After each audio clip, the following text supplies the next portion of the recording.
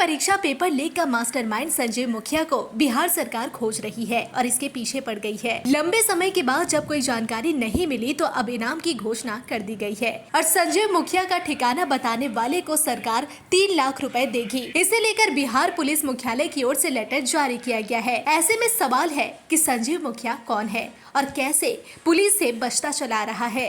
NEET paper leak में उसकी क्या भूमिका थी, साथ ही और कौन से बड़े कांड में उसका नाम सुर्खियों में रहा। संजय मुखिया नालंदा का रहने वाला है और नूरसराय अंतर्गत उद्यान महाविद्यालय में तकनीकी सहायक के पद पर लंबे समय तक काम कर रहा था, लेकिन इसी बीच इसकी जान पहचान बढ़ती चली गई। एक तरफ राजनीतिक रसूख बना और कई लोगों से अच्छी दोस्ती हो गई, लेकिन इसका मकसद कुछ और था।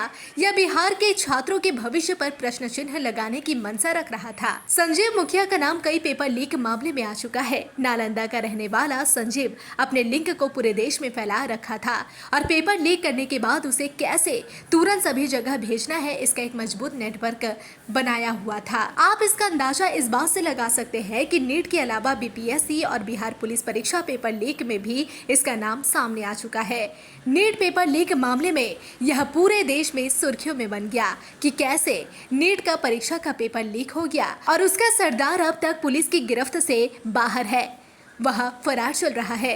नीट का पेपर संजीव मुखिया ने ही सभी जगह वायरल किया था। उसके बदले मोटी रकम की वसूली हुई थी। EOU यानी आर्थिक अपराध ने जांच में कई चौंकाने वाले खुलासे किए थे। अब संजय मुखिया की गिरफ्तारी के लिए 3 लाख रुपए के इनाम की घोषणा कर दी गई है।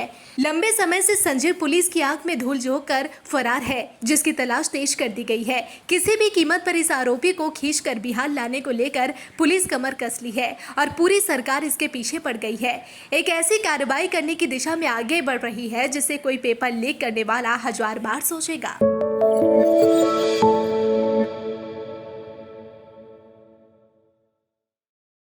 नीट परीक्षा पेपर लीक का मास्टरमाइंड संजय मुखिया को बिहार सरकार खोज रही है और इसके पीछे पड़ गई है। लंबे समय के बाद जब कोई जानकारी नहीं मिली तो अब इनाम की घोषणा कर दी गई है और संजय मुखिया का ठिकाना बताने वाले को सरकार 3 लाख रुपए देगी। इसे लेकर बिहार पुलिस मुख्यालय की ओर से लेटर जारी किया गया है। ऐसे में सवाल है कि संजय मुखिया कौन है और कैसे पुलिस से बचता चला रहा है।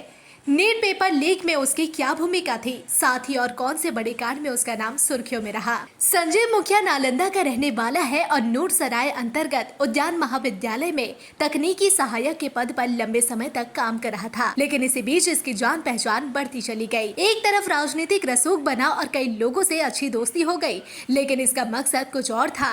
यह बिहार के छात्रों के भविष्य पर प्रश्न चिन्ह लगाने की मंशा रख रहा था। संजय मुखिया का नाम कई पेपर लीक मामले में आ चुका है। नालंदा का रहने वाला संजीव अपने लिंक को पूरे देश में फैला रखा था और पेपर लीक करने के बाद उसे कैसे तुरंत सभी जगह भेजना है, इसका एक मजबूत नेटवर्क बनाया हुआ था। आप इसका अंदाजा इस बात से लगा सकते हैं कि नीट के अलावा बीपीएससी और बिहार पुलिस परीक्षा पेपर लीक में भी इसका नाम सामने आ चुका है।